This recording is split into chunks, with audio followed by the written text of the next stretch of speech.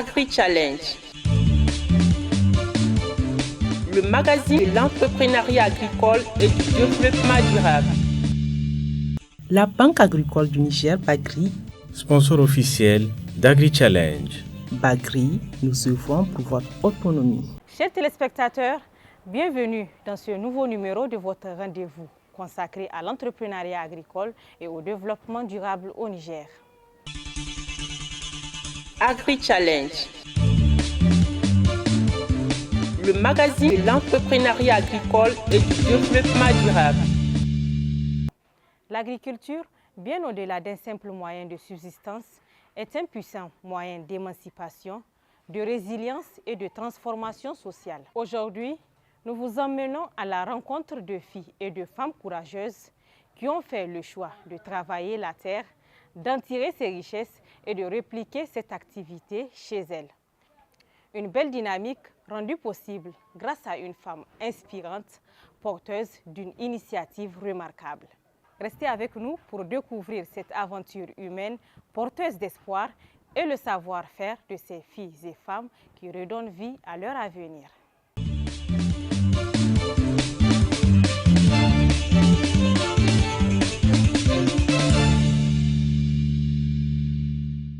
L'agriculture peut être un puissant levier d'autonomisation lorsqu'elle est nourrie de bonne volonté et d'idées ingénieuses. Avec le projet Guneiga Dondon qui signifie « Regarde-moi et inspire-toi de ce que je fais », il ne s'agit pas seulement d'apprendre à cultiver la terre grâce à des techniques agricoles adaptées, mais c'est aussi cultiver la confiance en soi, l'indépendance financière et la dignité.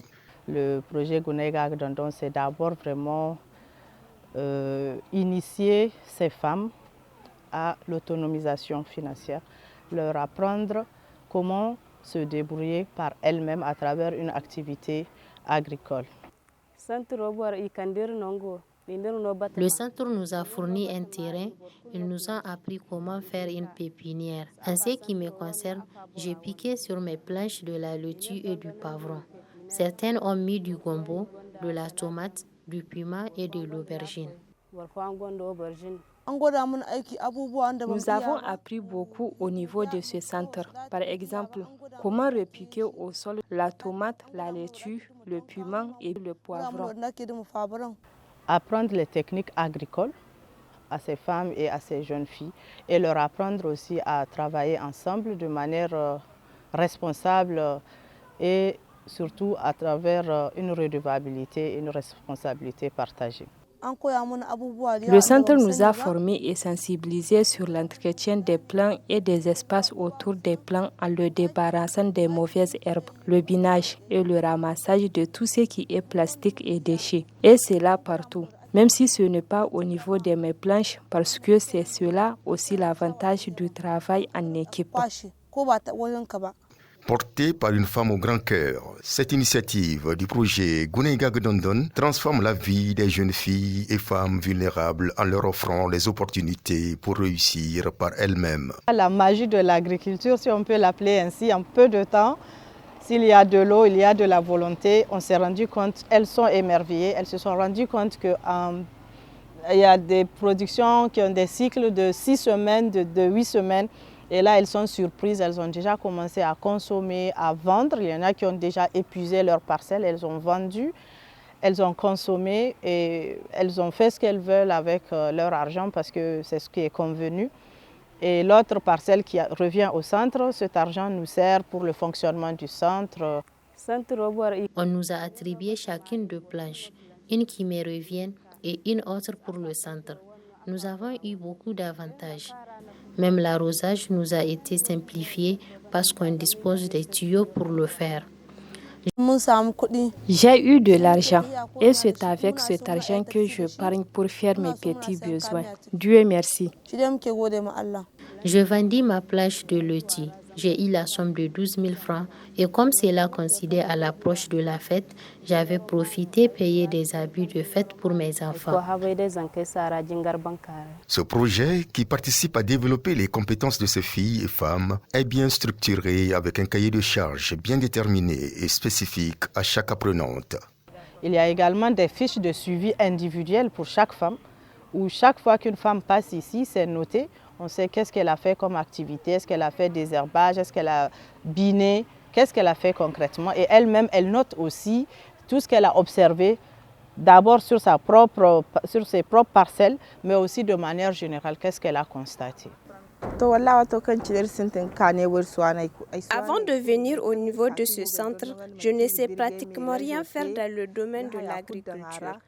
C'est à mon arrivée ici que j'ai appris comment préparer le compost, les éléments qu'il faut mélanger, comment les travailler jusqu'à ce qu'ils soient prêts à être utilisés. J'ai appris également à repiquer la pépinière et à arroser. Je suis vraiment fière et satisfaite de ce que j'ai appris au niveau de Guneigaga Dondon, parce que si j'étais restée à la maison, je n'aurais pas appris tout cela. Animée par une vision assez particulière, l'initiative Guneigaga Dondon s'inscrit dans une dynamique stratégique et durable grâce à son potentiel de reproductibilité auprès d'autres femmes désireuses de suivre également le chemin de l'autonomie. La vision vraiment de Guneigaga Dondon, elles peuvent par elles-mêmes, même à la fin de ce projet qui ne dure d'ailleurs qu'un an, elles peuvent répliquer la même chose à domicile ou même apprendre à d'autres femmes. Aujourd'hui, elles sont capables d'être des mentors à d'autres femmes. Il y a beaucoup de femmes déjà qui sont intéressées par le projet, mais nous avons ciblé vraiment les femmes qu'on peut qualifier plus ou moins de femmes vulnérables qui ne vont pas à l'école ou qui mènent d'autres activités génératrices de revenus assez sommaires. Et surtout leur apprendre ce plaisir que la femme a de gagner quelque chose par elle-même, par ses propres moyens, plutôt que de toujours tendre la main, que ce soit au père, au frère ou bien au mari. Offrir à ces femmes l'opportunité de poursuivre l'activité agricole chez elles représente la dimension à long terme du projet. Bien que soutenue par un accompagnement technique initial, la véritable autonomie financière de ces apprenantes dépend d'un suivi régulier et personnalisé à domicile. C'est là tout le cri du cœur porté par ce projet. Ne pas s'arrêter à l'apprentissage, mais accompagner jusqu'à l'enracinement. On a eu bien sûr des appuis techniques. Par exemple, on a eu des appuis en semences, on a eu des appuis pour l'installation même du réseau Hadari et nous avons aussi des appuis conseils continus de la part d'experts agronomes qui viennent suivre, par exemple, comment on fait les pépinières, comment on fait les compostières, etc. Tout cela est vraiment suivi périodiquement par des experts agronomes. Ce que certains ont demandé, c'est d'avoir un accompagnement à domicile pour qu'on puisse leur dire comment ça marche, comment ça évolue, leur donner des conseils. J'ai essayé de reproduire à la maison ce que nous avons appris au centre en plantant de la laitue et de la tomate. Avec la tomate, ça n'a pas marché. En ce qui concerne la laitue, c'est les margourillas qui l'ont mangé. Nous souhaitons avoir plus d'appui technique pour approfondir nos connaissances. Agri Challenge. Continuons cette émission d'Agri Challenge avec un sujet qui a particulièrement retenu l'attention de notre rédaction. Aujourd'hui, nous posons nos caméras dans un village connu pour la fertilité de ses terres, mais où certaines parcelles, curieusement, refusent de porter leurs fruits. Les propriétaires terriens ont pourtant tout essayé pour résoudre ce mystère sans succès. Aujourd'hui, il lance un appel aux acteurs agricoles pour comprendre ce phénomène et trouver des solutions durables. Qu'est-ce qui rend un sol peu productif? Quelles en sont les causes profondes? Et surtout, comment redonner à la terre toute sa vitalité? Pour y voir plus clair, nous avons rencontré un agropédologue qui nous éclaire sur la notion de terre marginale.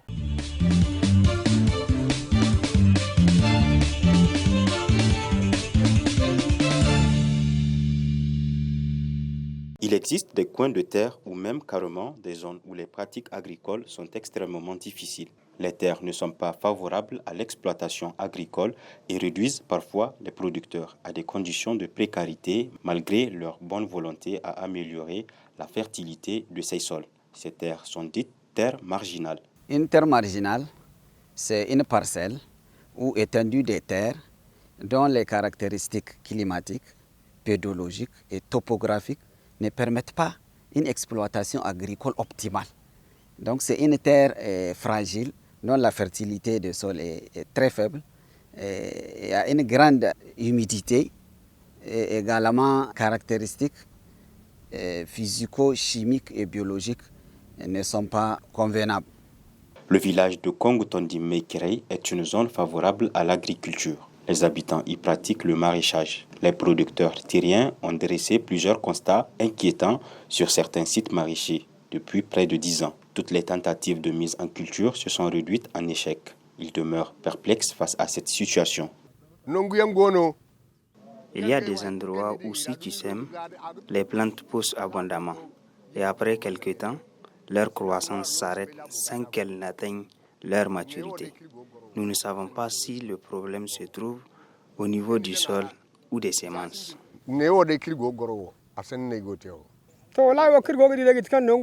Cet endroit que vous voyez, l'année passée, j'ai eu à faire 3 semis.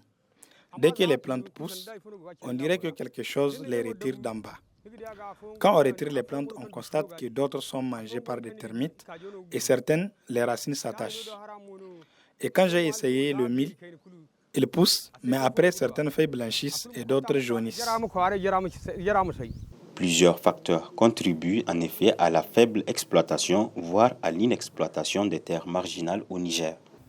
Les causes, c'est vraiment, il y a les propriétés pédologiques qui sont défavorables, il y a le climat, il y a également la pression démographique, il y a également le problème d'infrastructure lié à la limite d'accès aux techniques innovantes ou bien à l'utilisation des matériels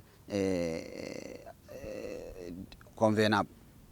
Selon ces producteurs, des techniciens spécialisés ainsi que des chercheurs sont déjà intervenus sur le site. Toutefois, les résultats de leur analyse ou recommandations tardent à leur être communiqués, laissant les exploitants dans l'attente et le doute. J'étais venu une fois ici. Ils ont creusé le sol et emporté le sable pour des tests. Nous attendons toujours les résultats. Pour les terres qui ne sont pas fertiles, lors des sensibilisations sur les pratiques culturelles, il nous a été conseillé d'appliquer du compost, des engrais bio et à défaut du fumier, car cela contribuera à redonner vie à la terre. Et nous les avons appliqués, mais aucun succès jusqu'à présent. Vraiment, nous ne connaissons pas la nature du problème. À un moment, certaines personnes nous ont conseillé de mettre de l'insecticide après pia et les répandre sur les plants. C'est après que nous avons compris que le problème provient de la terre même. Des pistes de solutions sont envisageables pour rendre la gestion de ces terres efficace pour leur utilisation. Le problème se situe seulement à ce niveau. Sinon, partout où on met du compost, le rendement y est. On ne sait vraiment pas à quoi c'est dû. Sinon, partout où les feuilles des arbres tombent, devrait rendre fertile le sol. À ce niveau, le changement n'est pas au rendez-vous. Raison pour laquelle nous faisons de la rotation de cultures. Pour rendre la gestion efficace de ces terres marginales, il faut beaucoup de méthodes telles que la technique de régénération naturelle assistée, RNA, et également la rotation des cultures, l'association des cultures, l'utilisation surtout des légumineuses qui fixent l'azote dans le sol et que les plantes arrivent à en profiter. Les légumineuses telles que le niébé, l'arachide, le vonzou, donc toutes ces cultures-là sont disponibles au Niger et facilement appliquées par un producteur. L'engagement de ces producteurs ne suffit pas seulement à surmonter les limites naturelles ou structurelles de ces zones défavorisées. Il lance un cri de cœur aux bonnes volontés. Agronomes, chercheurs, bref, acteurs du monde agricole sont tous interpellés. Agri-Challenge. Chers téléspectateurs, c'est la fin de ce numéro de votre émission Agri-Challenge. Merci pour votre fidélité à cette émission. Rendez-vous dans 2 semaines pour de nouvelles thématiques.